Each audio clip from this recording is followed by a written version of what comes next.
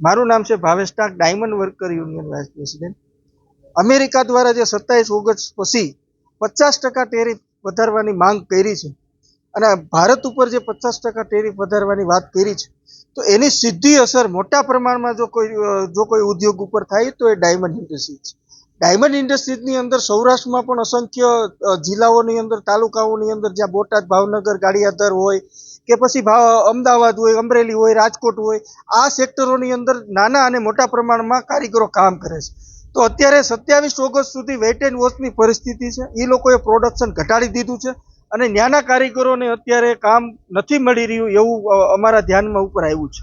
તો આની સીધી અસર 5 લાખ લોકો સુધી થવાની છે. જો અમેરિકાએ ટેરિફ લગાવ્યું તો એક્સપોર્ટ અટકશે અથવા તો એક્સપોર્ટ ઓછું થશે.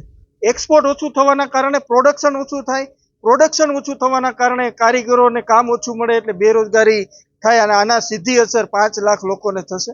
ડાયમંડ ઇન્ડસ્ટ્રીઝની સાથે સમગ્ર ગુજરાતની અંદર 25 લાખ લોકો જોડાયેલા છે અને સુરતની અંદર 7.5 થી 10 લાખ લોકો જોડાયેલા છે. જ્યાં ડાયમંડ ઇન્ડસ્ટ્રી ચાલુ છે ત્યાં નીચે પાનનો ગલ્લો, ચાની લારી કે નાસ્તાની લારી હોય તો એ લોકોનું પણ ગુજરાત ડાયમંડ ઇન્ડસ્ટ્રીઝના રત્ન કલાકારો થકી ચાલતું હોય છે.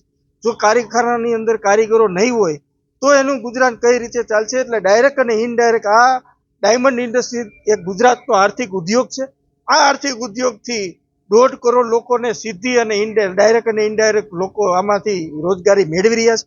તો આની અંદર ખૂબ મોટી અસર થવાની છે. તો સરકારે આગળ આવી, આપણો ભારત દેશના વડાપ્રધાન હોય કે વિદેશ મંત્રી હોય, આગળ આવી એને સારા નિર્ણયો લેવા જોઈએ અને ટેરિફ ન લાગે એ બાબતે નેગોશિએટ કરી અને સરકારને ભારતના ડાયમંડ ઇન્ડસ્ટ્રીઝને અને ગુજરાતની અર્થવ્યવસ્થા ન બગડે એ બાબતે કાંઈક કરવું જોઈએ.